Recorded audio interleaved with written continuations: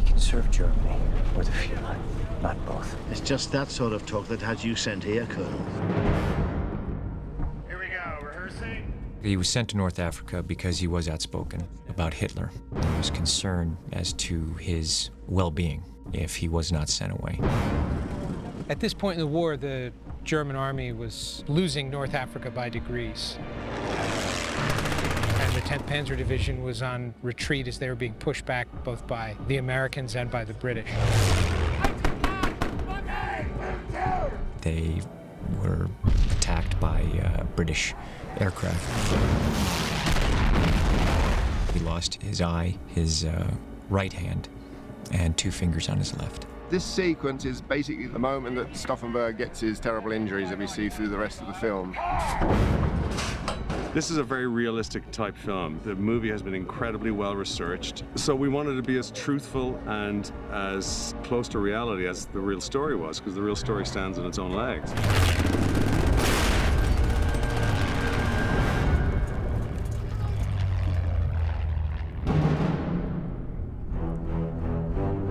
The sequence in North Africa, we were originally going to shoot abroad.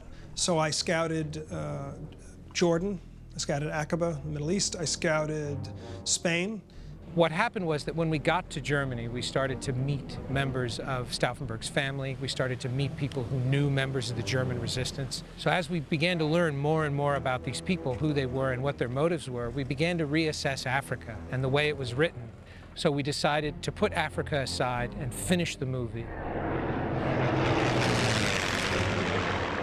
We waited to shoot this sequence so that we got it right, that we understood who the character was and what he was thinking and what he was feeling when he was there. But in the end, Cougar Buttes, Victorville, looks more like Tunisia than any place on earth, except maybe Tunisia. And action and dust.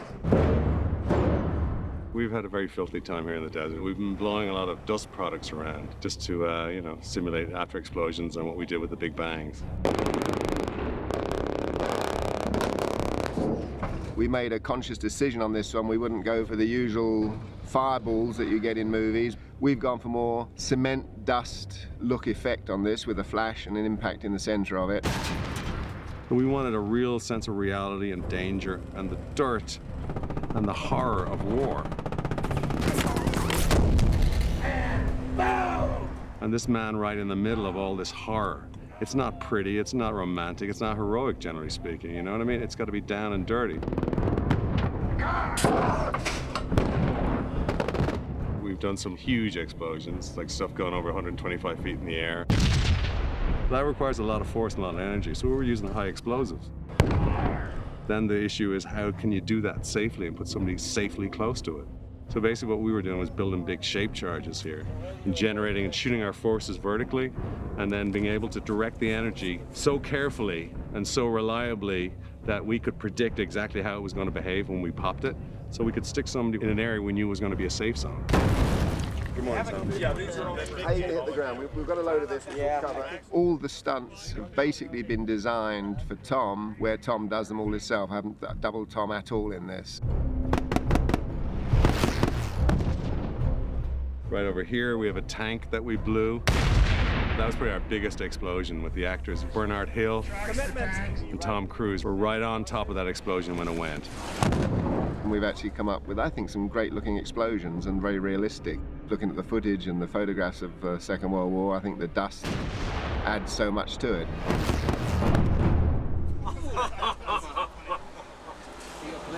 Here we go, and action! Colonel, my orders are to advance to Sidi Mansour and hold it. That's what we'll do. The British are moving up from the south. Pat is closing in on the coast. You know we should have left 2 days ago. It's not at all easy to find authentic vehicles from this time period because they're in big collections, a lot of them, and they're worth a lot of money. We've got a wide spectrum of all German Army vehicles. We've got the motorcycles with sidecars, we've got lorries, everything with the authentic number plates and period stamps, the right colours, the right markings. Everything's carefully researched to make it 100% authentic. Roll, please. Rolling, rolling, rolling. And moving, action! The only challenge with the vehicles on this one is which ones you pick to blow up, because they're obviously somebody's pride and joy, they're collector's pieces. They hate it when you blow up their favourite toys. Boom! vehicles in Africa that we blow up will be Eastern European vehicles from the Czech army, and we're going to convert those to World War II Mercedes trucks. The process to convert them has to rely on the authenticity of the vehicle. It must look right at the end of the conversion. So we've picked vehicles with skinny wheels, with the right wheel plan. The chassis will be cut in halves with quick release sections, so those will be very, very carefully prepared vehicles which will completely blow apart. How was it, Bryan? Did you shoot it? Yes! That was awesome. Nice job. I'd never worked with Bryan before, but I must say it was absolute joy. He's been fantastic. He gave me his take on what he'd like to see, and I read the script.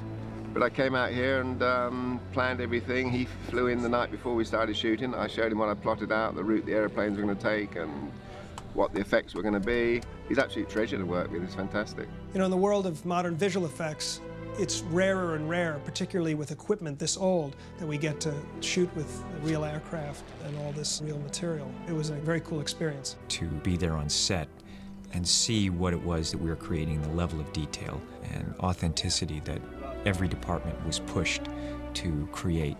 All right, here we go, guys. Bring that fan on. Dust me out. Come on, we're fighting the wind. There you go. Go, go, go, go. There you go. All right, good. Exciting, very powerful, and definitely added the story and emotional dynamic of the film. Slowly.